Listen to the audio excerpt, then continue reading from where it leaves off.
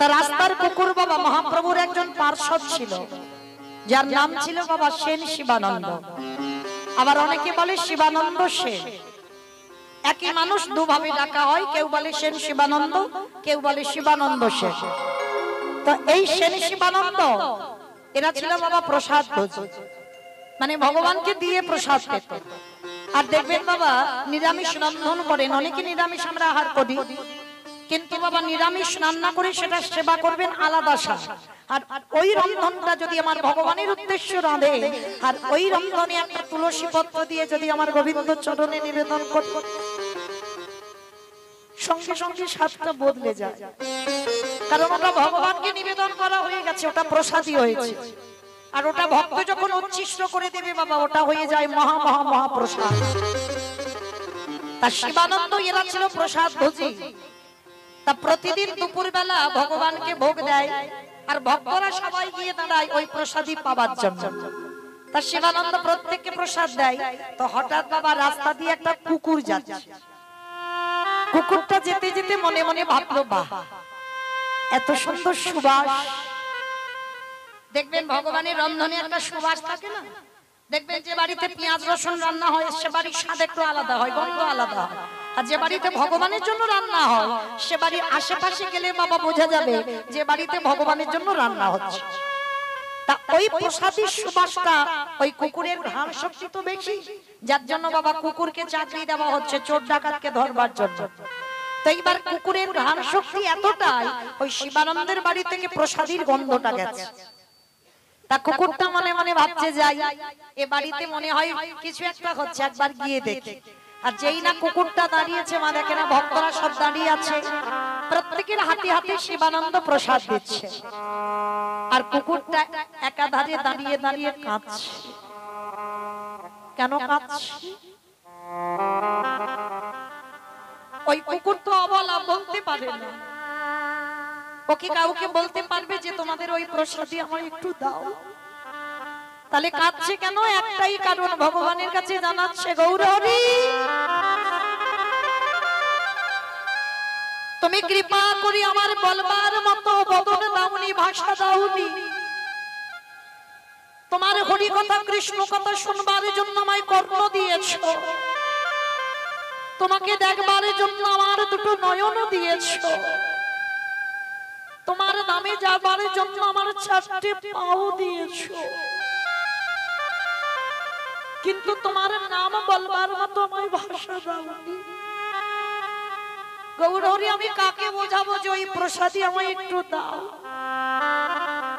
আচ্ছা বলেন তো বাবা, এখানে এত ভক্ত আছে, যদি প্রসাদ বিতরণ করা হয়, সবাইকে যদি প্রসাদ দেয়, আর যদি একাধারে বাবা একটা কুকুর চুপচাপ বসে কোনো গন্ডগোল না করে, চুপচাপ বসে থাকে, তাহলে বলেন বাবা সেই কুকুরটাকে কেউ প্রসাদ দেবে?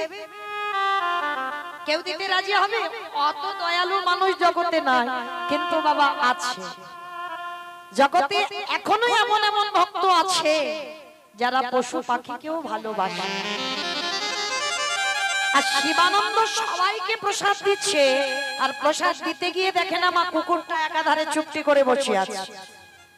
আর কুকুরটার কাছে যেই না গেছে শিবানন্দ গিয়ে দেখছে কুকুরটা দাঁড়িয়ে দাঁড়িয়ে কাঁদছে। অবলা জীব তো কিছু বলতে পারছে না। আচ্ছা মাইরা, ভক্ত চিনবে কি করে? এই আমাদের মতো গলায় তুলসীর মালা দেখলে মনে করবে ভক্ত, দাদার সঙ্গে তিলক সেবা করা দেখলে মনে করবে ভক্ত, ভগবানের প্রসাদী গ্রহণ করি ভক্ত, শিখা রেখে দিয়েছে গেরুয়া বসন নামের মালা হাতে দেখবে ভক্ত না। জগৎটা নগরে ভরপুর হয়ে আছে বাবা, তাহলে ভক্ত চিনবে কি করে? ত্রিনাদপি শনিচিন তরুরিব সহিষ্ণু না অমানিনা মানদিন কীর্তনীয় সদা। যে ভক্তের হৃদয়টা ঘাসের থেকে আরো নরম হবে, হাজার কটু কথা বলবেন, হাজার গালাগালি দেবেন, একটা মুখের উপরে কথা বলবেন না। আর ভক্ত চিনতে গেলে বাবা ভক্তের নয়নের দিকে তাকাতে হবে। একবার কৃষ্ণ নামে যার হৃদয়টা দুলে ওঠে, একবার কৃষ্ণ নামে যার নয়নে কৃষ্ণ নামের বাণী ছড়ে, যে একবার কৃষ্ণ নামে কাঁদে নয়নের দিকে তাকালে বুঝতে পারবে কিঞ্চিত ভক্ত হওয়ার যোগ্যতা অর্জন করেছে। তা শিবানন্দ গিয়ে দেখছে কুকুরটা বসে বসে কাঁদছে। শিবানন্দ কুকুরটার কাছে গিয়ে বলছে, কি রে কাঁদছিস কেন, কি হয়েছে তোর, আমায় বল, তোর কি শরীরটা খারাপ, তোর কোনো কষ্ট হচ্ছে, আমায় বল। আর কুকুরটার দুটো চরণ শিবানন্দের গলার উপরে তুলে দিয়েছে। কুকুরটা যেন বোঝাতে চাইছি, দয়াময়ী তুমি তো আমার বলবার ভাষা দাওনি, আমি কি করে বলবো, কি করে বোঝাবো যে আমি ভগবানের প্রসাদী একটু পেতে চাই। ওগো দয়াময়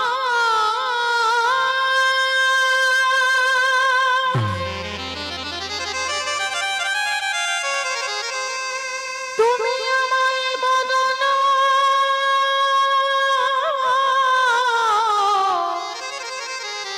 দিয়েছো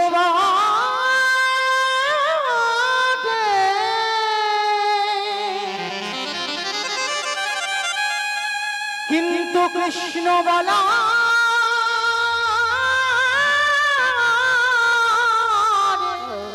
মত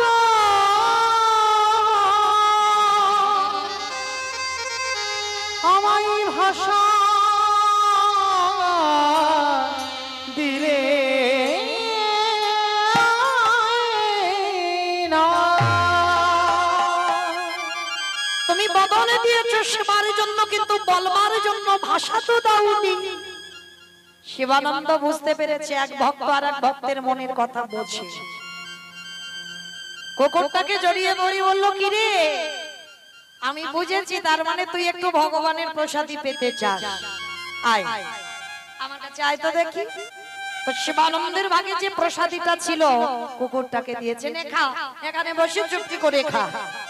আর ওই যে কুকুরটা জেনে গেল মাঝে টাই, প্রতিদিন ওই ভগবানের যখনই ভোগ লাগায় কুকুরটা তখনই শিবানন্দের বাড়ি ছুটে আসে, প্রতিদিন ভগবানের প্রসাদী পায়।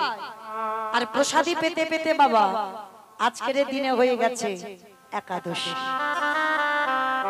আর ভক্তদের বাড়ি কি একাদশীতে অন্ন হবে? হবে না। একাদশীতে অন্ন তো নিষিদ্ধ, একাদশী অন্ন সেবা করা মহাপাপ।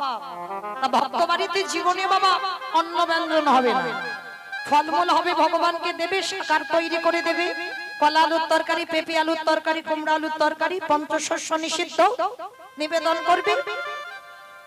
আজকের একাদশীতে ফলমূল দিয়েছে, কিন্তু শিবানন্দ মনে মনে চিন্তা করলো আমার বাড়িতে তো কুকুরটা আসবে, তাহলে কুকুরটা কি আর ফল সেবা করবে? তাহলে একটা কাজ করি, কি করব, কুকুরটার জন্য আলাদা করে একটু প্রসাদী রন্ধন করব, একটু অন্ন প্রসাদ। তা কুকুরটার জন্য বাবা অন্নটা ব্যঞ্জনটা দেখে সেটার প্রসাদী হয়নি, মানে ভগবানকে যতক্ষণ না দেওয়া হয় সেটা তো প্রসাদী হয় না। তো ফলমূল নিবেদন হয়েছে, কুকুরটা এসে বসে আছে, সবাইকে প্রসাদ দিয়েছে কিন্তু কুকুরটাকে দেয়নি। আর কুকুরটার জন্য বাবা ওই কলা পাতাই করে ওই অন্ন ব্যঞ্জন নিবেদন করেছে। কুকুরটা কলা পাতার দিকে তাকিয়ে কাঁদছে। গৌরী, আমি কাকে বোঝাবো যে আজকের একাদশীতে অন্ন পাওয়া পাপ? আমি পাঠক ঠাকুরের মুখ থেকে কান দিয়ে শুনেছি, আমি বলতে না পারি, আমি কুকুর কোলে জন্মাতে পারি, কিন্তু আমি তো শুনেছি একাদশীতে অন্ন সেবা করতে নেই। কিন্তু আজকের আমার প্রভু আমার জন্য অন্ন ব্যঞ্জন করেছে, আমি কি করে সেবা করব? আর আমি কাকেই বা বোঝাবো যে আজকের আমি অন্ন পাবো না? কুকুরটা বসে বসে কাঁদছে। শিবানন্দ কুকুরটার কাছে গিয়ে বলছে, কি রে আমি তো তোর জন্য রান্না করেছি, কারণ আজকে তো আমাদের একাদশী, আজকে আমরা অন্ন পাবো না, আজকে তো আমরা ফলমূল সেবা করব, তা তুই অন্নটা পা। কুকুরটা কাঁদছে। গৌরী, সারাদিনে যদি কিছু আহার না জোটে, সারাদিন রাতে যদি কিছু নাও খায়, কিন্তু আমি আজকের একাদশীতে আমি অন্নটা পাবো না। কি বাবা ঠাকুর, মানুষ হয়ে চৈতন্য হলো না, আজ কুকুর কুলে জন্ম নিয়ে, পশু কুলে জন্ম নিয়ে তাদের চৈতন্য।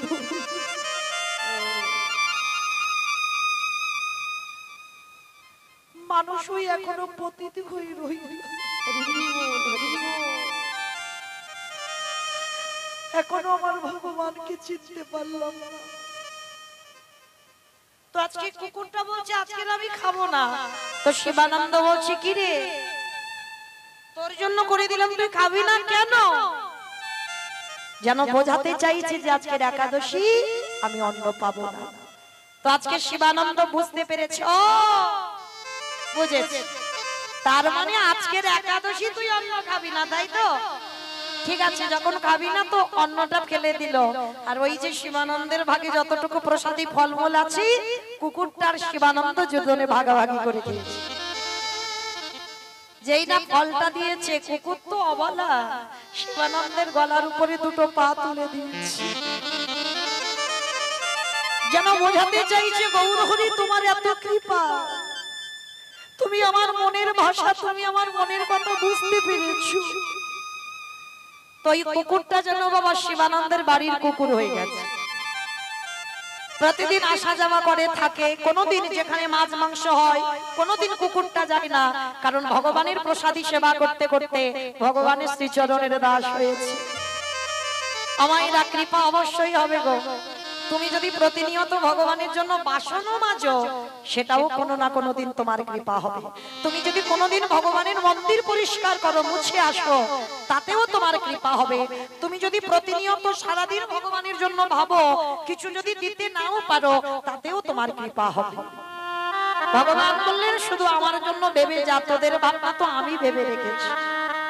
তবে বাবা ভগবানকে ভালোবাসবে কিছু পাওয়ার লালসাতে নয়, যে ঠাকুর আমার ছেলের উচ্চ মাধ্যমিকের রেজাল্টটা যেন ভালো হয়, ছেলের যেন চাকরি হয়, এই পাবার জন্য চাইলে বাবা সবটাই বৃথা হয়ে যায়। ভগবান বললে তোরা কর্ম করে যা, ফল চাস না, ফল তো আমি দেব, ফল চাইবি কেন? তো আজকে শিবানন্দ প্রতি বৎসর বাবা নবদ্বীপ থেকে ভক্তরা পুরী ধাম যায়, জগন্নাথ ধাম। এই জগন্নাথ ধাম পুরী ধামে ভক্তরা যায় বাবা কেন? আজও কিন্তু নবদ্বীপবাসীরা বিশ্বাস করে যে নদিয়ায় এখনো আমার চৈতন্য মহাপ্রভু আছে, কারণ মহাপ্রভুর অন্তিম লীলা মানে শেষ লীলা ওই পুরী ধামে হয়েছিল। যার জন্য ওই রথযাত্রার সময় নদিয়া থেকে হাজার হাজার ভক্ত, লাখ লাখ ভক্তরা পুরী ধাম যাত্রা করে রথযাত্রা। তো শিবানন্দও যাচ্ছে। তো শিবানন্দ যখন যাচ্ছে, কুকুরটা বায়না ধরেছে আমিও যাব প্রভু। তা কুকুরটা যখন বায়না ধরেছে, তা শিবানন্দ বলছে ঠিক আছে, তুই যখন যাবি বলছিস তা চল। অমাইরা, আমার প্রভু যেটা যেটা খেতে ভালোবাসে, ভক্তরা সবাই নদিয়া থেকে সেটা সেটাই নিয়ে যায়। কি গো, ভগবানের প্রিয় খাবারগুলো কি জানো? দাপার যুগে আমার ভগবান কৃষ্ণ ক্ষীর সর ননি মাখন খেত, কিন্তু আমার নদিয়ায় আমার নিমাই কিন্তু ক্ষীর সর নবনী এগুলো ভালোবাসে না, কারণ তিনি তো এসেছে কাঙালের ঠাকুর, কাঙালের ঘরে এসেছে। তিনি গরিবের ভগবান, তিনি বড় লোকের ভগবান নয়। যার জন্য ভগবান সব থেকে পছন্দ করে মোচার ঘন্ট, কচুর তরকারি, লাভের তরকারি, ডুমুরের তরকারি, এগুলো আমার খুব প্রভুর প্রিয়। জানো, এই যে দোল উৎসব চলে গেল, যেদিন আমার গৌর পূর্ণিমা, যারা যারা করে দিয়েছে না, ভগবান বললেন সারা জীবন আমি তার দরজায় বাধা হয়ে থাকি। তো ভগবান সব থেকে ওই মোচার তরকারিটা খুব ভালোবাসে। আর নবদ্বীপের মাটিতে যখন আমার নিমাই সকালবেলা বাজারে যেত, শ্রীধর পণ্ডিত কে ছিল না, ভগবান কৃষ্ণচন্দ্রের একজন বন্ধু, যার নাম মধুমঙ্গল। ভগবানের বন্ধু মধুমঙ্গল, এই শ্রীধর পণ্ডিত নদিয়ার মাটিতে এসেছে। আর এই শ্রীধর এত গরিব ছিল, এত কাঙাল ছিল, কি বিক্রি করতো জানো? থোর, কচু, কলা, মোচা এইগুলো বিক্রি করতো, বাজারে নিয়ে বসতো। আর আমার নিমাই কি করতো? রোজ রোজ আমার শ্রীধরের কাছ থেকে গিয়ে বাজার করে আনতো, কিন্তু বাবা একদিনের জন্য পয়সা দেয়, একদিনও পয়সা দেয়।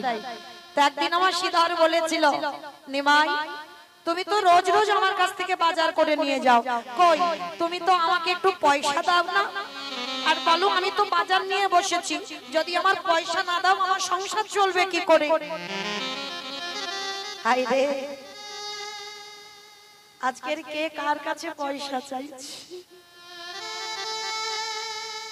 কারণ ভগবান যদি ধরা দেয় আমি ভগবান, তবে তো ধরতে পারবে বাবা। না হলে এতজন ভক্তের মধ্যে বাবা যদি আমার ভগবান কোন রূপ ধরে বসে থাকে চিনতে পারবে? সে চৈতন্য এখন আমাদের তৈরি হয়নি বাবা। সারা জীবন হয়তো ভগবান তোমার সাথ দিয়ে গেল, কিন্তু তুমি তোমার ভগবানকে এখনো চিনতে পারলে না। কারণ ভগবান কোনোদিনই নিজ রূপে আসে না, কোন রূপ ধরে তোমাকে কৃপা করবার জন্য আসে। আজকে যেই না দাঁড়িয়ে আছে, শ্রীধরকে আমার নিমাই বলল, শ্রীধর তুমি আমার কাছে পয়সা চাইছো, ঠিক আছে আমি কথা দিলাম তুমি যে আজকে আমায় পয়সা চাইলে আমার সময় মতো তোমাকে সুদে আসলে আমি সব পয়সা দিয়ে দেব। এই কথাটা শ্রীধর শুনে রেখেছে। কিন্তু বাবা যেদিন আমার নিমাই সন্ন্যাসী হয়ে গেল, তারপর দিন থেকে শ্রীধরের আর বেচা কেনা হয় না। কেউ শ্রীধরের কাছ থেকে লাউ কচু মোচা এগুলো কেউ আর কেনে না, শুধু বসে বসে হাগৌর প্রাণ গৌর বলে কাঁদে, প্রভু আমি তোমার কাছ থেকে পয়সা চাইলাম তুমি চলে গেলে, আর তো আমার এই থোর কচু কলা মোচা বিক্রি হয় না। দয়া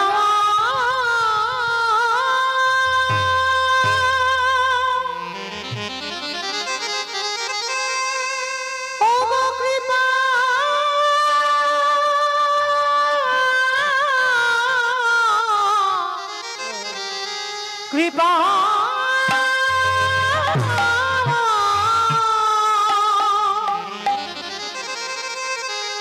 একেবারে করুণা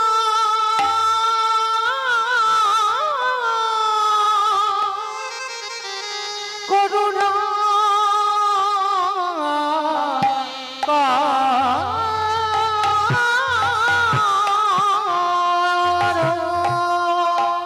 প্রভু যখন পুরীধামে অবস্থান করেছে, নবদ্বীপের ভক্তরা সবাই প্রভু যেটা যেটা খেতে ভালোবাসে সবাই রন্ধন করে আমার নিমাইয়ের জন্য নিয়ে যাচ্ছে। রথযাত্রার সময় সবাই নিয়ে যাচ্ছে জল বেঁধে, নিমাই যেটা যেটা খেতে ভালোবাসে। কিন্তু বাবা নবদ্বীপ থেকে সবাই চলে যাচ্ছে, দেরি হয়ে গেছে। শ্রীধর মনে মনে করছে সবাই তো চলে যাচ্ছে, কিন্তু আমার তো রান্না করার আর সময় নেই, তো আমি কি করব?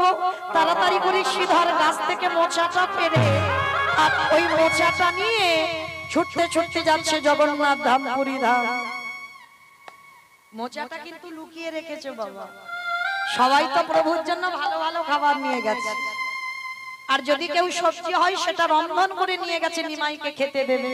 কিন্তু শ্রীধর পণ্ডিত সেটা সময় পায়নি বাবা। সবাই গিয়ে নিমাই বসে আছে, সবাই নিমাইকে খেতে দিচ্ছে। আমার প্রভু দেখছে বাবা সবাই খেতে দিচ্ছে, আর সবার পিছনে সেই মোচাটাকে বুকে ধরে শ্রীধর দাঁড়িয়ে দাঁড়িয়ে কাঁদছে।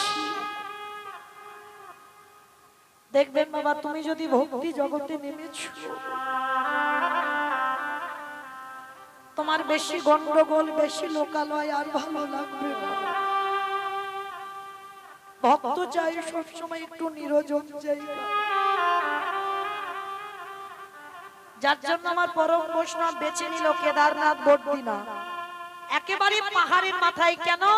বোঝাতে চাইল নিরজন জায়গা না হলে কৃষ্ণ ভজন হয় না।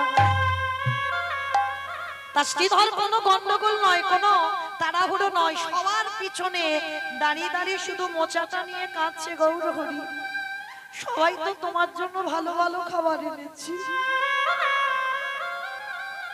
আমি তো ভিখারি গো, আমি তো দিনহীন পতির ভিখারি, তোমাকে দেওয়ার মতো আমার কিছু গো।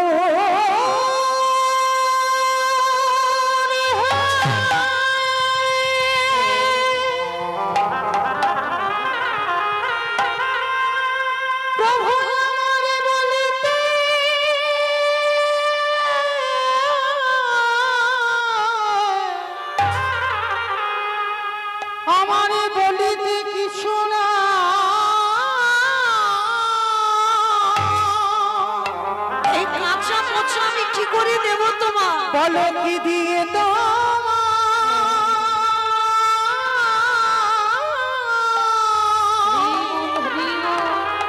আমি সেবা সেবা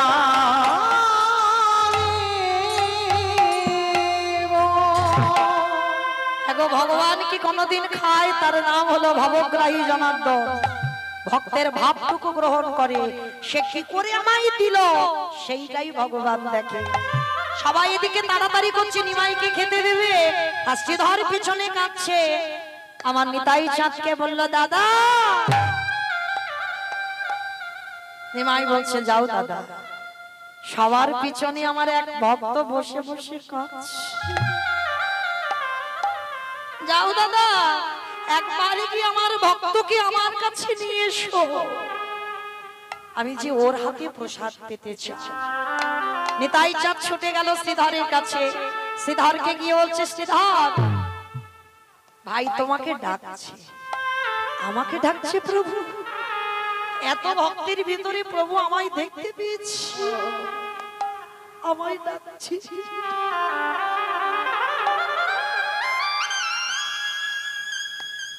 যেই না বলেছে প্রভু ডাকছে, শ্রীধর পণ্ডিত ছুটে গেছে। গৌর চরণে আছাড় খেয়ে পড়ে বলল, গৌর হরি, গৌর হরি। মহাপ্রভু আমার শ্রীধরের দুটো হাত ধরে তুলেছে। শ্রীধর, সবাই আমার জন্য কত কি খাবার এনেছে, তুমি আমার জন্য কিছু আনোনি? সেই পুটলিতে করে মোচাটা বাঁধা আছে না, লুকাচ্ছে না প্রভু? তুমি তো জানো আমার ঘরে কিছুই থাকে না, আমি যে দিনহীন পথের ভিখারি কাঙাল, আমি কি দেব বলো তোমার? আমি কিছু আনতে পারিনি গৌর হরি। কি লুকাচ্ছ পিছনে? ও কিছু নয় প্রভু, ও কিছু নয়। ওই দেখি তো একবার, কি লুকাচ্ছ? কিছু নয় তো বলছো, ওই একবার দেখি দাও তো। প্রভু আমার জোর করে কেড়ে নিয়েছে পুটলি, আর কেড়ে নিয়ে দেখলো বাবা ওই পুটলির ভিতরে একটা কাঁচা মোচা নিয়ে এসেছে। গৌর হরি, রান্না করবার সময় পাই, সবাই চলে আসছিল, তাড়াতাড়ি করে ওই মোচাটা শুধু গাছ থেকে পেরে নিয়ে চলে এসেছি। এটা কি তোমায় দেওয়া যায় বলো? ওই জন্য আমি সবার পিছনে দাঁড়িয়েছিলাম, আমি সামনে আসি। শ্রীধর, আমি যে মোচার ঘন্ট খেতে বড় ভালোবাসি। শোনো শ্রীধর, তোমার হাতে রান্না খাবো বলে আমি একদিন আরো পুরী ধামে রয়ে গেলাম। তুমি নিজের হাতে ওই মোচাটা রান্না করবে, করে তুমি আমাকে খাওয়াবে, তারপরে আমি পুরী ধাম থেকে বৃন্দাবন যাত্রা করবো। নিতাই গৌর প্রেমানন্দে। কারণ সবাই আমার ভালো ভালো খাবার দিয়েছে, কিন্তু যোগে শ্রীধর তোমার মতো ভক্ত এত প্রেমে ভক্তি ভালোবাসা মাখাই, ওই রকম নয়নের জলে দিকে আমাকে কেউ কোনদিন সেবা দেয় না। কিন্তু যোগো শ্রীধর, তোমার মতো করে যদি একজন ভক্ত নয়ন জলে আমায় দিতে পারি, আমি ভগবান কয়ে সেই ভক্তের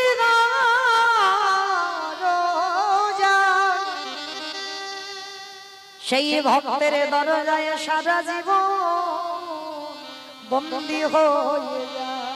ও গো শ্রীধর,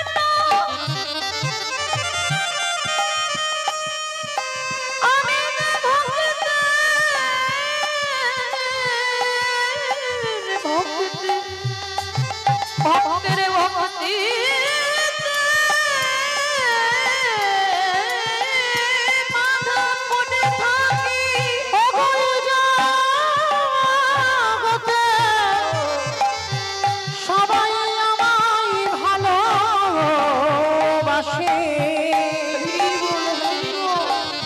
কিন্তু শ্রীধর গো ওগো তোমার মতো করে নয়নের জলে ওগো নয়নের জলে আমায় কেউ না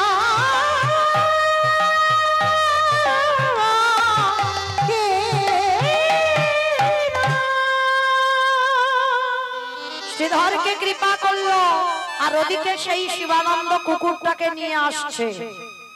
তবে বাবা নদীটা পার হতে হবে আর মাঝি কুকুরটাকে নদীতে তুলবে না, নৌকাতে তুলবে না। কেন?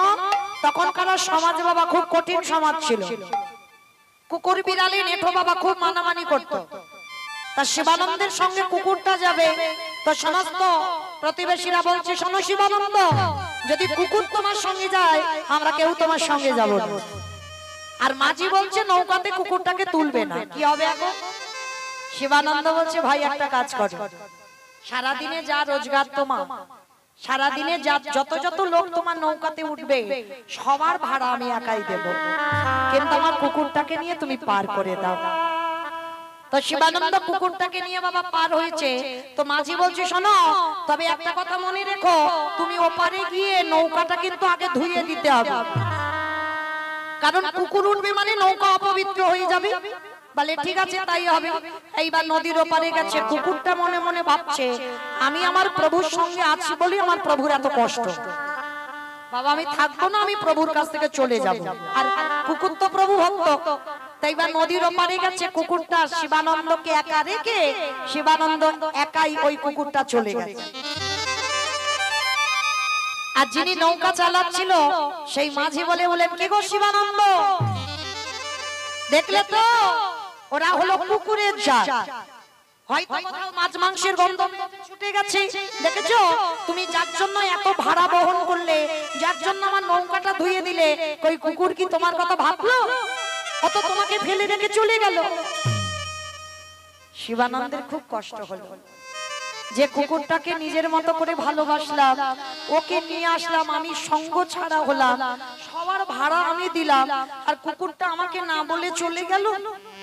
ঠিক আছে, ও যদি আমায় বলে যেতে পারে আমি ওকে বলতে পারবো না, আমি ওকে বলে যাব, ওকে মনে রাখবো না। কিন্তু বাবা কুকুরটা এখন কোথায়? ওই জঙ্গলের পর দিয়ে হাঁটতে হাঁটতে হাঁটতে হাঁটতে কুকুরটা পৌঁছে গেছে শিবানন্দের অনেক আগে জগন্নাথ ধাম পুরী। আর কুকুরটা গিয়ে দাঁড়িয়েছে কোথায়? যারা যারা জগন্নাথজি দর্শন করেছেন, জগন্নাথ দেখবার আগে বাবা একটা জিনিস সবাইকে দেখতে হয়, আর যারা যারা না দেখে বাবা জগন্নাথ দেখার ফল হয় না। কি? জগন্নাথের সোজাসুজি আছে দেখবেন গরুর ধ্বস্তম্ভ, আর একটা আছে জগন্নাথ মন্দিরের কাছাকাছিতে বাবা 18 নালা। এই 18 নালা দর্শন না করলে, আগে 18 নালা দেখতে হয়, কেউ যদি আগে জগন্নাথ দেখে তারপরে 18 নালা, কিন্তু বাবা এখন তো সে 18 নালা দেখা যায় না, পানাতে ভরপুর হয়ে গেছে, সে 18 নালা যেন সব বন্ধ হয়ে যাচ্ছে, তথাপি বাবা দর্শন করতে হয়। এখন আর ওখানে দাঁড়িয়ে দর্শন হয় না, কিন্তু যাবার পথে দেখা যায় ওর উপরই দিয়ে যেতে হয়, 18 নালার উপর দিয়ে। এই 18 নালার উপর দিয়ে দেখতে দেখতে ওই 18 নালাকে আগে দেখতে হয়, প্রণাম দিতে হয়। কেন? ইন্দ্রদম্নর 18টা ছেলের মস্তকটা পড়ে আছে। কেন জানো? এই যে 18 নালা তৈরি হয়েছিল যেদিন বাবা ইন্দ্রদম্ন রাজার কোনো সন্তান ছিল না, নিঃসন্তান ছিল, তো আমার জগন্নাথের কাছে প্রার্থনা করেছিল, জগন্নাথ আমাকে সন্তান দাও। 18 বার বলেছিল পুত্র দাও, পুত্র দাও, পুত্র দাও, পুত্র দাও। তো গুন্ডিচার ঘরে কৃপা করে 18টা সন্তান দিয়েছিল। কিন্তু বাবা 18টা ছেলে হলে কি হবে? একটাও ছেলে বাবা কৃষ্ণ ভক্ত ছিল না। সব কটা নেশাগ্রস্ত, মাতাল, জুয়া খেলে, তাস খেলে, নরসঙ্গ, নারী সঙ্গ, পতিতালয়ে যাওয়া, কোন ছেলেটা ভালো ছিল না। তো গুন্ডিচা ইন্দ্রদম্ন কেঁদেছিল, হে জগন্নাথ ছেলে চাইলাম, এমন ছেলে দিলে যে সকাল হলে কান পাতা দায় হয়ে যায়, তুমি কৃপা করে বলে দাও আমার এই 18টা ছেলে উদ্ধার পাবে কি করে। ভক্ত বাৎসল্য ভগবান বলে রেখেছে বাবা, যে আমারে চাই তারে আমি চাই, যে আমারে না চাই তারে আমি না চাই।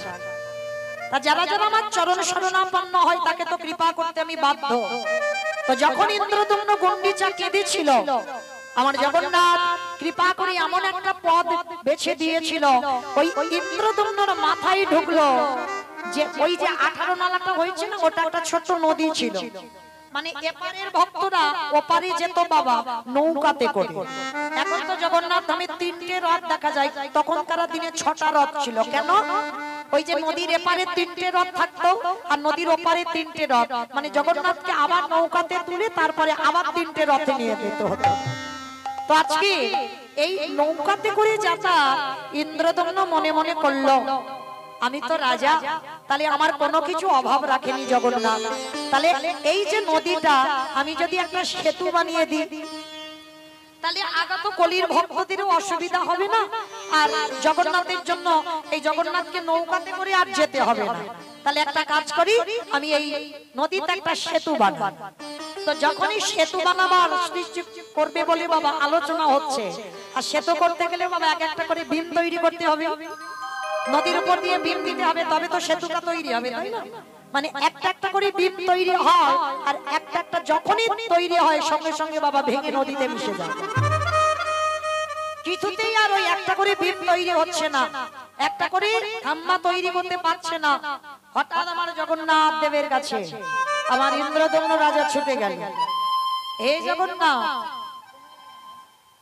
হে জগন্নাথ, কৃপা করে তুমি বলে দাও যে আমার এই যে সেতু বানাবার জন্য আমি যাচ্ছি, কিন্তু সেতুটা তৈরি করতে পারছি না কেন? আমার একটা একটা করে বিম তৈরি হয়, সব বিমগুলো ওই নদীর জলে ভেঙে যাচ্ছে কেন? তা যেই না বলছে ভেঙে যাচ্ছে কেন, তুমি উত্তর দাও। তখনই জগন্নাথ দৈববাণী করেছিল, ইন্দ্রদম্ন, তুমি যে সেতু নির্মাণ করবে পরিকল্পনা করেছো, ওই যে একটা একটা খাম্বা তৈরি হচ্ছে, খাম্বা তখনই থাকবে, বিম তখনই থাকবে, প্রত্যেকটা বিমের মাথায় একটা করে নরবলি দিতে হবে। এখনো আছে বাবা, কোন কোন সেতু ব্রিজ তৈরি করতে গেলে নরবলি দিতে হয়, নরবলি দিতে হবে, তারপরে ওই সেতুটা তুমি তৈরি করতে পারবে। আচ্ছা বলেন তো বাবা, যিনি জগতের নাথ জগন্নাথ, তিনি এত বড় কথা কি করে বলতে পারলো যে নরবলি দিতে হবে? ইন্দ্রদম্ন রাজা চমকে উঠলো, কার মার বুক থেকে আমি ছেলে কেড়ে আনবো, কে বা দেবে আমার এই সেতু নির্মাণের জন্য সন্তান? চিন্তা করতে করতে রাতে ঘুম নাই, খাওয়া নাই, চিন্তা করছে কার মার বুক থেকে ছেলে কাটবো। আর চিন্তা করতে করতে ইন্দ্রদম্নর মাথায় এসে গেল, আমার নিজেরই তো 18টা ছেলে আছে, তাহলে কেন আমি অন্যজনকে কাঁদাতে যাব? আমার নিজেরই যখন 18টা ছেলে আছে, তাহলে আমি কোনো মায়ের বুক খালি করব না। সন্তান যদি দিতে হয়, আমি আমার নিজ পুত্র বলি দিয়ে সেতু নির্মাণ করব। একটা একটা করে 17টা ছেলেকে নিজের হাতে ইন্দ্রদম্ন বলি দিল, আর বলি দিয়ে বাবা 17টা থাম্বা তৈরি হয়ে গেল। আর একটা ছেলে মানে ছোট ছেলেটাকে যেই না গুন্ডিচার কাছ থেকে আনতে যাবে, গুন্ডিচা কেঁদে বলেছিল, স্বামী তুমি আমার 17টা ছেলেকে বলি দিয়েছো, তোমার ধর্মের কাছে আমি কোনোদিন বাধা দিই না, কিন্তু কৃপা করে তুমি আমার একটা ছেলেকে বাঁচিয়ে রাখো, অন্তত মা বলার জন্য। ইন্দ্রদম্ন বলেছিল, গুন্ডিচা খবরদার, আজকে যখন তুমি আমার ধর্মের কাছে হাত দিয়েছো, আজকে থেকে আমি তোমার সঙ্গ ত্যাগ করব। যার জন্য বাবা জগন্নাথের মাসির বাড়ি তৈরি হলো। গুন্ডিচা মা কে গেছে মাসির বাড়ি জগন্নাথে, আলাদা করে তৈরি করে দিল জগন্নাথের ওই মাসির বাড়ি, গুন্ডিচার বাড়ি। 18টা ছেলেকে মস্তকে ছেদন করে 18টা ছেলের মাথা 18টা বিম তৈরি হলো। আর ওই 18টা ছেলের মাথার রক্ততে হয়েছিল 18 নালা। আর এই যে 18 নালা তৈরি হলো, কিন্তু এইখানে বাবা প্রত্যেকের মনে প্রশ্ন হচ্ছে না, আমার জগন্নাথ এত বড় কঠিন কাজটা কেন তার বাবার দ্বারা করালো? ওই যে বাবা কেঁদে বলেছিল, গুন্ডিচা মা, ইন্দ্রদম্ন, হে জগন্নাথ বলে দাও আমার 18টা ছেলে উদ্ধার পাবে কি করে? আর উদ্ধারের জন্য আমার জগন্নাথ এই পথটা বেছে নিল। তাহলে 18টা ছেলের মাথা আছে 18 নালায়, ওই ব্রিজের উপরে আছে। আর তাহলে উদ্ধার পাচ্ছে কি করে? আপনাদের আমাদের মতো সাধুগুরু বৈষ্ণব, আপনাদের আমাদের মতো ভক্তরা যখন 18 নালার উপর দিয়ে হেঁটে যায়, ভক্ত চরণ ধুলাটা পড়ে। আর ভক্ত চরণ ধুলা পড়লেই ইন্দ্রদম্নর 18টা ছেলে মুক্তি পেয়ে যায়। কিন্তু বলো তো মা, আমরা একটা ছেলে হারালে ঠাকুরের প্রতি আমাদের বিশ্বাস চলে যায়। একটা নয়, দুটো নয়, 18টা ছেলে কেন হারালো গুন্ডিচা মা? একটা নয়, দুটো নয়, তিনটে নয়, 18টা ছেলে চলে গেল। শাস্ত্র বলছে বাবা শুধু 18টা ছেলে যায়নি, প্রত্যেকে জন্মে জন্মে এসেছে গুন্ডিচা মা, প্রত্যেকে জন্মে জন্মে সন্তান হারা হয়েছে। কার অভিশাপে? মনে করে দেখেন বাবা, সেই ত্রেতা যুগের রাম অবতারীর কথা। যেদিন রামচন্দ্র 14 বছরের জন্য বনবাসী হবে, বনবাসী হবে,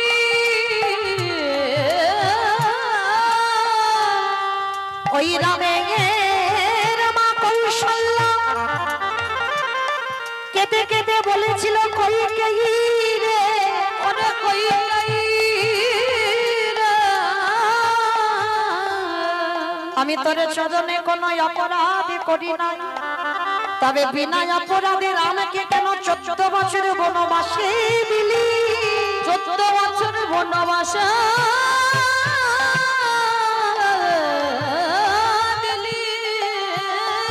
তবে আমি যদি একদিনই আমার রামকে ভালোবাসি, আমি কইকেই তোর দিদি হয়ে তোরে অভিশাপে দিলাম, ও তোর জন্মে জন্ম দিতে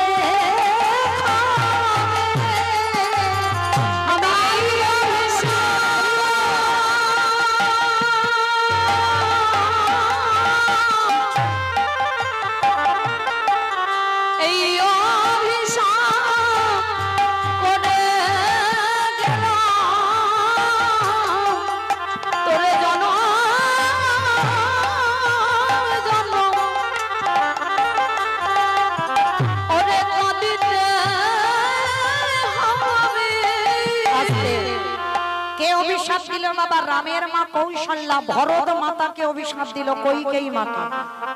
আমি তো 14 বছর কাঁদবো আবার আমার রামকে কোলে পাবো, কিন্তু আমি কইকেয়ী হয়ে তোরে অভিশাপে দিলাম, তুই যতবার জগতে মা হবি ততবার তোর সন্তান হারাতে হবে। আর সেই রামের মার অভিশাপে কইকেয়ীকে কবার জন্ম নিতে হলো? 3 বার। যারা এখানে শাস্ত্র জ্ঞানী, যারা তত্ত্ব জ্ঞানী, 3 বার জন্ম নিতে হলো। কোথায় কোথায়? প্রথম জন্ম হলো দেবকী। দেবকী হয়ে কংসের কারাগারে ছোট ছোট পুত্র হলো। কংস মামা একটা একটা পুত্র নিয়ে পাষাণে মেরে প্রাণ হরণ করলো। সপ্তকাম গর্ভে এলো বলো না, ওই বসুদেবের প্রথম পত্নী রোহিণীর গর্ভে চালনা করে দিল। অষ্টম গর্ভে এলো আমার কৃষ্ণচন্দ্র। ভাদ্র কৃষ্ণাষ্টমী তিথিতে ভগবান অবতীর্ণ হলে, কিন্তু বাবা বসুদেবে মাথায় করে নিয়ে কংসের কারাগারে থেকে নন্দালয়ে রেখে এলো। কি গো মা, বুঝতে পারছো? বুঝতে অসুবিধা হচ্ছে না তো? তাহলে দেবকী হয়ে দেখেন হিসাব করে 8টা সন্তান, শেষে বাবা কেউ মা বলে ডাকার রইল না, সবকটা চলে গেল মার কোল থেকে। আর সেই দেবকী দ্বিতীয় জন্ম কোথায় হলো? এই দ্বিতীয় জন্ম হলো পুরী ধাম, জগন্নাথ ধাম, ইন্দ্রদম্ন রাজা স্ত্রী গুন্ডিচা মা হয়ে। যে কথাটা একটু আগেই শুনলেন, 18টা ছেলে হলো, 18টা ছেলে চলে গেল। তাহলে দেখেন প্রথম জন্মে দেবকী হয়ে 8টা গেল, দ্বিতীয় জন্মে 18টা গেল, আর তৃতীয় জন্ম কোথায় হলো? এই নদিয়ার মাটিতে। ওই নিমাইয়ের মা হলো শচী ঠাকুরানী। শচী ঠাকুরানী ওই নিমাইয়ের 8টা দিদি হলো।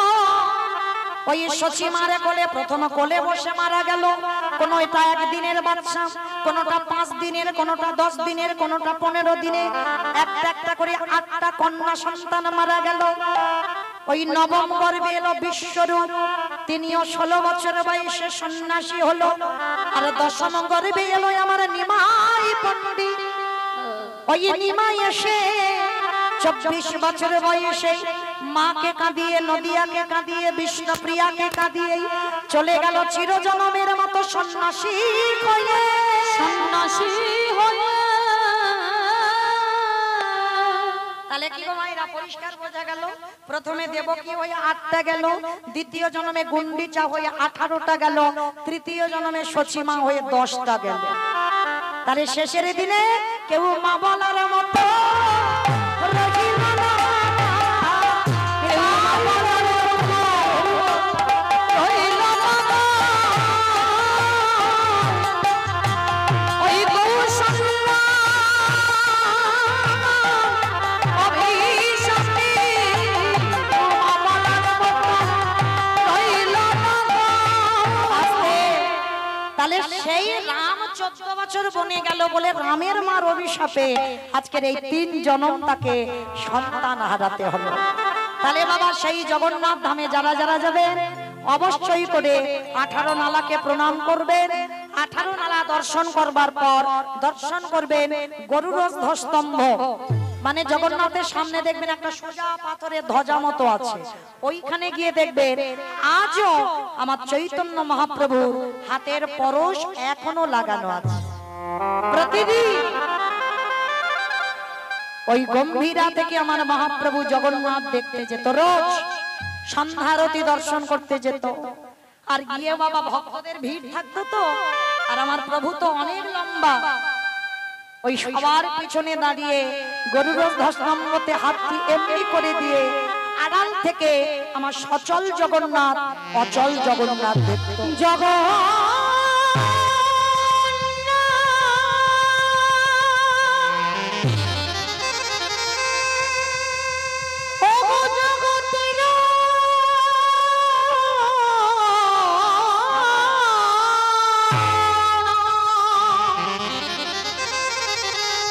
এবারে আমায় কৃপা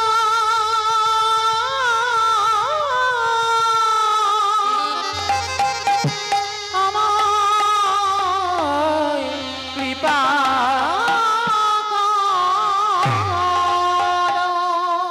আড়াল থেকে জগন্নাথকে দেখছে, আর প্রভু তো আমার সদাই বাবা কৃষ্ণ নামে ভেসে থাকে।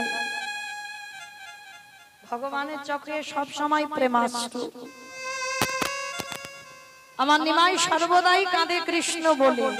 আচ্ছা বাবা, এই জায়গাটাই নিজেদের মনকে একবার প্রশ্ন করেছো, তিনি তো স্বয়ং ভগবান, তাহলে আমার নিমাই যদি স্বয়ং ভগবান হয় তিনি কেন কৃষ্ণ বলে কাঁদবে? তিনি কেন রাধা বলে কাঁদবে? তিনি তো নিজেই ভগবান, তাহলে কাঁদছে কেন? এই কথাটা বাবা খুব গুরুত্বপূর্ণ কথা। নিজে আচরি ধর্মজীবেরই শিখায়, নিজে না করলে ধর্মজীবকে শিখানো না যায়। এই কথাটার বাবা মানে বুঝছেন? নিজে আচরি ধর্মজীবেরই শিখায়, নিজে না করলে ধর্মজীবকে শিখানো না যায়। ভালো করে বলেন তো বাবা, যারা শিক্ষার জায়গায় দাঁড়ায় তাদের আচরণ যদি ঠিক না হয়, তাদের বলা যদি ঠিক না হয়, তাদের চলা যদি ঠিক না হয়, তারা যদি নিজেরাই যদি সাধুগুরু বৈষ্ণবদের সম্মান না করে, তারা নিজেরাই যদি বাবা মানুষকে মানুষ বলে গণ্য না করে, তারা নিজেরাই যদি তার পিতামাতাকে ভক্তি না করে, তাহলে বাবা তাদের কথা শুনে বাবা কোন ভক্তের চৈতন্য হবে বলে মনে হয়? যে শিক্ষার জায়গায় দাঁড়াই বাবা, সে যদি নিজে কৃষ্ণ বলে না কাঁদে, তাহলে জগৎ কাঁদবে কি করে কৃষ্ণ বলবে? তাই তো আমার চৈতন্য মহাপ্রভু জগৎ শিক্ষার জন্য নিজে ভগবান হয়ে নিজে কৃষ্ণ বলে কাঁদছে। কেন? জগৎকে শেখালো, ওরে জগৎ তোরাও যতদিন না কৃষ্ণ বলে কাঁদবি তোদের কৃষ্ণ কৃপা হবে না।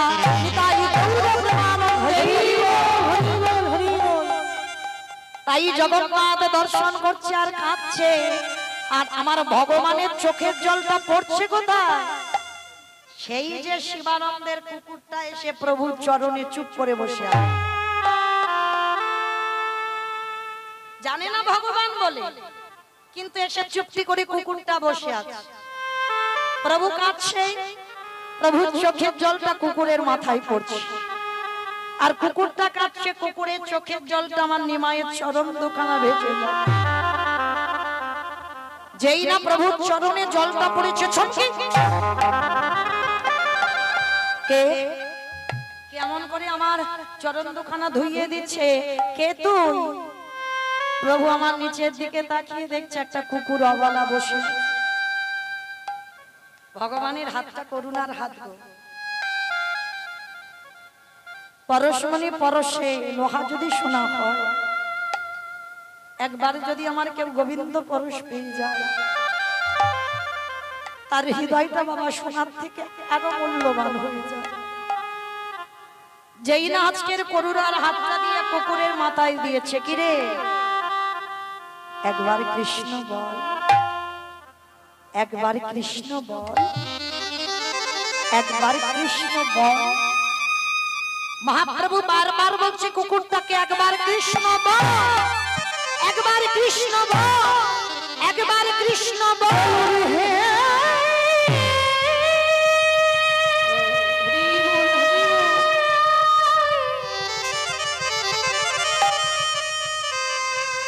তুমি আমায় বলো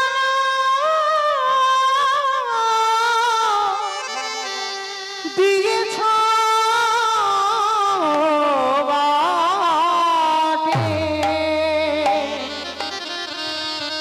কিন্তু কৃষ্ণ বলার মতো আমার ভাষা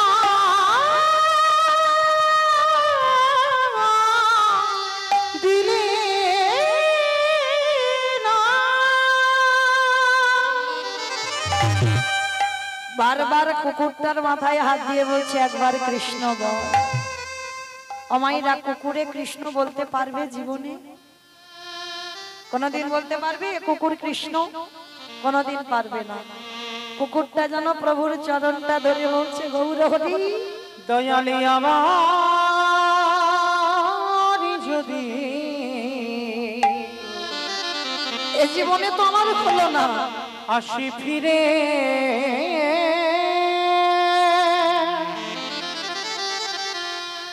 আমায় দিও মানব জনম। আমাকে মানুষ করে দিও।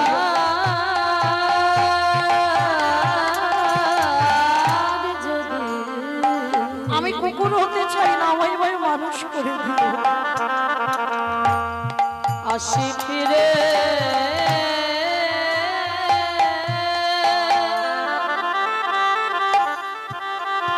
আমায় দিও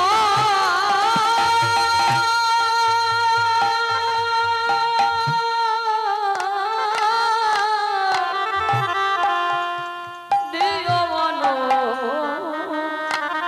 জন। সেদিন মনে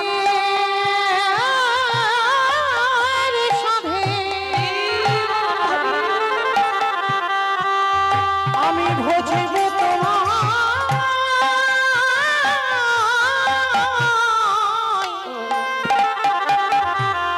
ওহে রাধা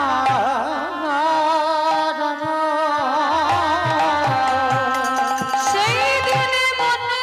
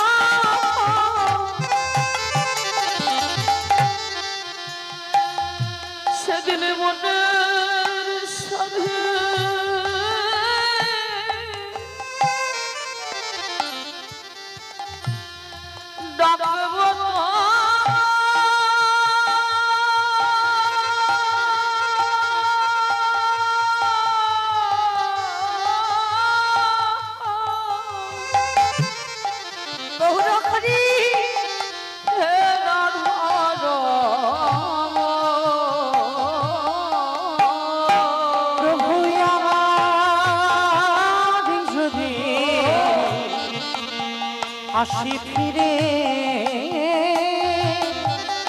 আমায় দিও মানব জন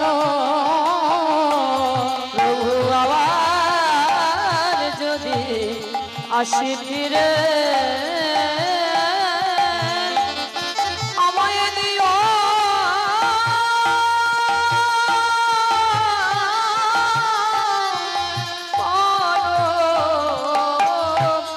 জন। আমায়রা কুকুরটা বলছে এ জীবনে তো হলো না, আমায় মানুষ করে জন্ম দিও। তাহলে আপনাদের আমাদের ভজনের দেহটা কত মূল্যবান। এগো ৮০ লক্ষ জনই ভ্রমণ হয়ে গেছে বাবা, ৪ লক্ষ বার মানব জন্ম। ৮০ লক্ষ জনই এসে ফিরে এসেছি বাবা। কেউ পোকামাকড়, কীট পতঙ্গ, গাছপালা, পশু পাখি কত কি হলাম ৮০ লক্ষ বার। আর এই ৪ লক্ষ বারে হতে হতে পারে বাবা এই জন্মের পর আমরা যেন আমার ভগবান ধামে যেতে পারি। তাহলে এমন কর্ম করব না যেন আবার আমাকে ফিরে যেতে হয় ৮০ লক্ষ জনের। তাহলে এবার সামনের দিকে আগিয়ে চলো, আর পিছনে নয়, এবার আগিয়ে যাও। তাই মহাপ্রভু বারবার বলছে একবার কৃষ্ণ বল, একবার কৃষ্ণ বল, একবার কৃষ্ণ বল। আর যেই না প্রভু আমার হাতটা মাথায় দিল, অবালাজি উচ্চৈশ্বরী বলে উঠল, কই কৃষ্ণ, কোথায় কৃষ্ণ, কোথায় প্রাণ সখাতে, আমি কোথায় পাবনি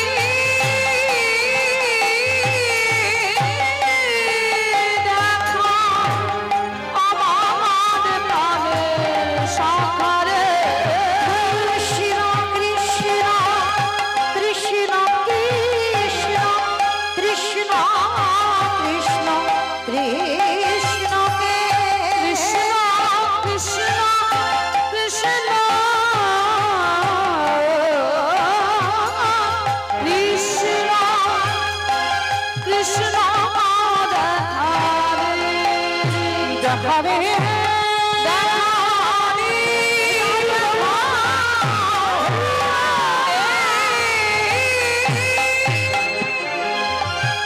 কুকুরটা আবালা জীব কৃষ্ণ বলতে বলতে বৈকুণ্ঠে যাচ্ছে। পিছন থেকে শিবানন্দ দেখা মাত্র চমকে উঠে, প্রভু প্রভু, ও তো সেই আমার বাড়ির সেই কুকুরটা। গৌরহরি, কুকুরে আবার কৃষ্ণ নাম বদনে বলছে কি করে? প্রভু বললেন, শিবানন্দ, ওকে দেখলে মনে হচ্ছে কুকুর, কিন্তু ভালো করে দেখেছো ও তোমার বাড়িতে প্রতিনিয়ত প্রসাদই পেয়েছে। একটা অবলা জীব, যেটা মানুষে এখনো চৈতন্য হচ্ছে না, একাদশী করে না, ও অবলা জীব, ও করেছে তোমার বাড়ির একাদশী উপভোগ। তাহলে যে কুকুর একাদশী করে, যে কুকুর প্রসাদী পায়, মাছ মাংসের দিকে ছুটে যায় না, তাকে তো আমি আমার করে নেব শিবানন্দ।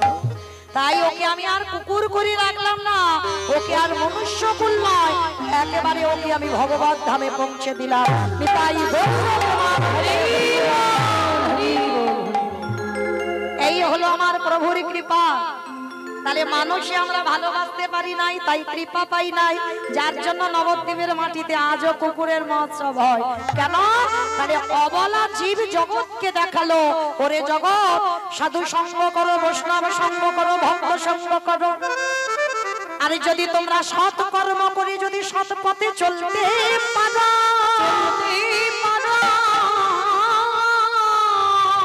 এই জগতে মানুষের বিচারে প্রয়োজন হয় না। আমার ভগবান উপরে যে দাড়ি পাল্লা ধরে বসে আছি, আমার ভগবানের বিচারে কোনোদিন খামতি হবে না। একেবারে অচিরে কৃষ্ণ প্রাপ্তি হবে।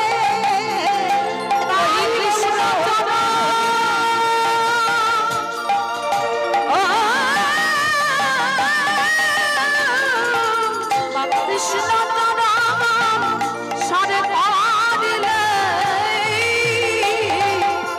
তার অচিরে কৃষ্ণ প্রাপ্তি হবে। ও গো জন্মে নয়, জন্মে জন্মে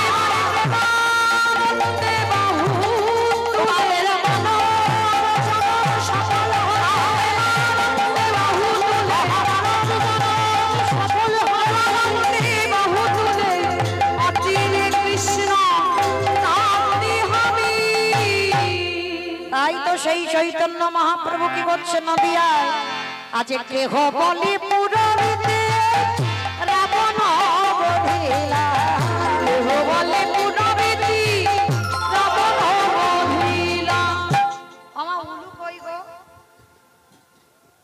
ভগবানের কীর্তন শুনতে গেলে একটু কর্ম করতে হয় শঙ্খ ধ্বনি উলুর ধ্বনি আর যাদের যাদের হাত আছে কি মা সবার হাত এসেছে তো ওই একবার দেখান নিতাই গৌর প্রেমানন্দে ওই একটু প্রেমে উলুর ধ্বনি দাও দেখি একবার কেহ বলে পুরবিতি রাবণ বধিলা কেহ বলে পুরবিতি আমারে গোরা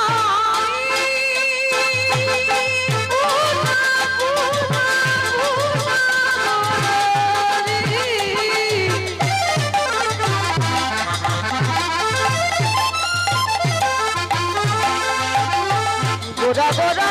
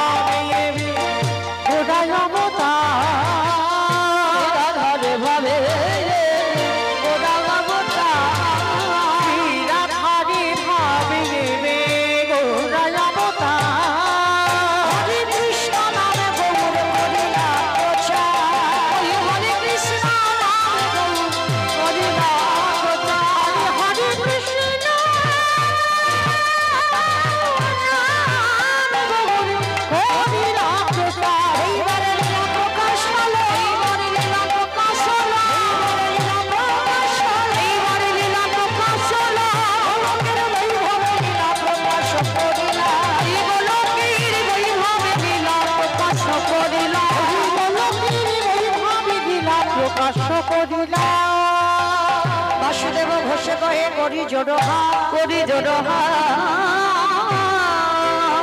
আজ জেগে সেই কৃষ্ণ সেই তো জগন্নাথ সেই তো জগন্নাথ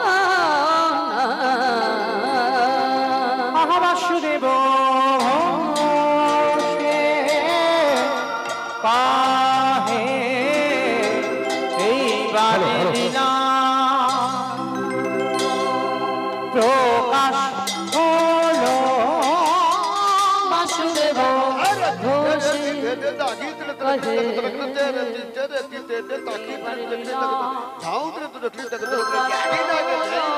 বাসুদেব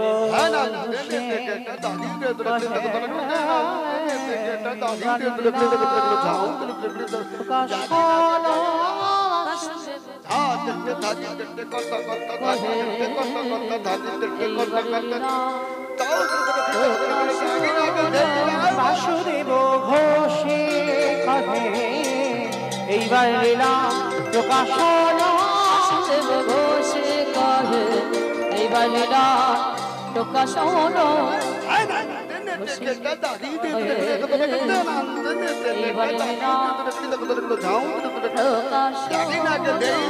বাসুদেব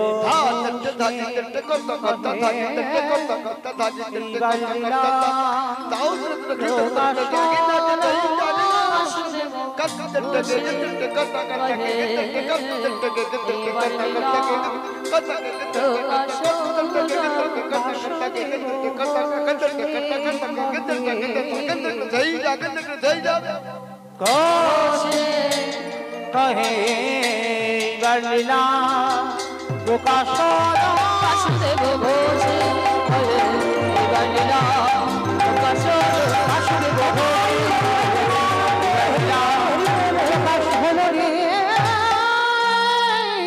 ওগো বাসুদেব ঘোষে কহে। জানি তাই চলুন এবার আমরা সবাই এই স্থান পরিত্যাগ করে চলে যাবো মধুমাসী ধাম বৃন্দাবন ধাম। ততক্ষণ যখন নদিয়ায় ছিলাম বাইরে সবাই দেখে একবার বলেন তো প্রেম সে গৌর সুন্দরী কি ধ্বনিটা হলো কি এটাও জয় বললাম ধ্বনিটা হলো কি এটা নাকি জয়? এটা জয় হবে কেন? একটু প্রেম সে জয় দাও, এত জোরে জয় দাও, কত দূর শোনা যাবে? কাছাকাছি শোনা যাবে, কৃষ্ণচন্দ্রপুর শোনা যাবে। যাবে কৃষ্ণচন্দ্রপুর যাবে? যাবে না বাবা? কে বলেছে যাবে না? একবার বিশ্বাসটা রেখে ধ্বনিটা দাও তো দেখি। সবাই দেখি আগে আমার নিতাই চাঁদ গৌরচাঁদের মতো হাত দুটো তোলো তো দেখি একবার সবাই। কই আমার দাদা ভাই বাবা ঠাকুর যারা আছেন চরণ ধরে ভাইরা সবাই একসঙ্গে কেমন? আমার কারোর হাত আমার মাঝখানটা এরকম ধসে যাচ্ছে কেন? এই ধসা রোগটা ভালো নয়, তোলো দেখি সবাই তোলো একসঙ্গে কেমন? প্রত্যেকে গলা ছেড়ে বলবেন গৌর সুন্দরী কি নবদ্বীপের ধাম কি সচিনী নন্দন কি বিষ্ণু প্রিয়া কি ভক্তবৃন্দ কি হরিবাসনে ধাম কি সাধু গুরু বৈষ্ণব কি আপন আপন গুরু চরণ কি কমিটি ভাই সাহেব কি আজকের হরিনাম যজ্ঞ কি আজকের আনন্দ কি নিতাই গৌর প্রেমানন্দে। বাহ, চলেন এবার আমরা সবাই একটা ভজন গাইতে গাইতে একটু বৃন্দাবন যাই। কিংবা একটা ভজন হবে তো? চলো একটা গাওয়া হোক। তবে আমি আর আমার সম্প্রদায় নয়, সবাই যাব, তাই তো? তাহলে সবার যেতে গেলে একটু কাজ করতে হবে, একটু উলুধ্বনি করে দেখাও। বাহ, রাখালি রাজা বলে দেবে কোথায় বৃন্দাবন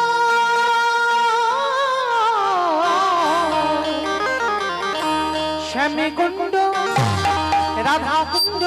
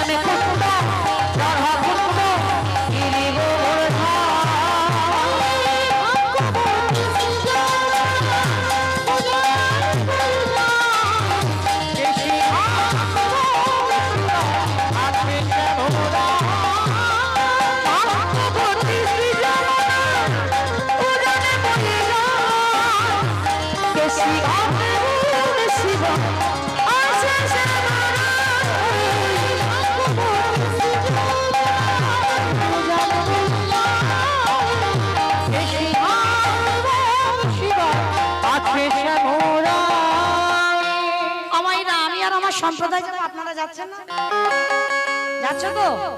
তাহলে শুধু বসে বসে থাকলে হবে না, তো একটু হাতটা তুলতে হবে। চলো দেখি ভাই বাবা ঠাকুরদের হাত কই সবাই চরণ ধরে নিবেদন, সবাই তোলো একসঙ্গে তালে তালে করো, তালি কেমন? ভাগবতী উজান রহিয়া কেশি রাগ এবং শিবাগ আছে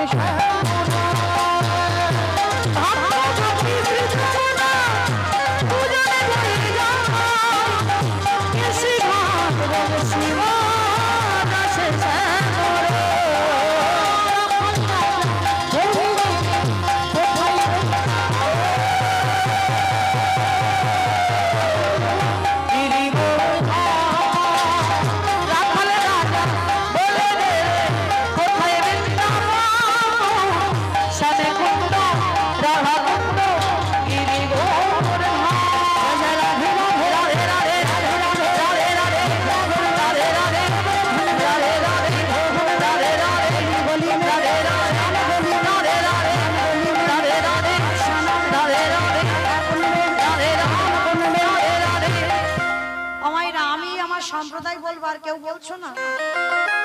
বলছো? সব মনে মনে বলছো? জোরে জোরে? আচ্ছা একটু জোরে জোরে বলো তো দেখি, সবাই বলো। জয় জয় রাধে রাধে রাধে রাধে বৃন্দাবন মে গোবর্ধন মে মধুবন মে গলি গলি মে শ্যাম মিলাবে সচ্চি বলো সচ্চি বলো বন মে কমল বন মে সে বলো হাত সে বলো ছোট সে বলো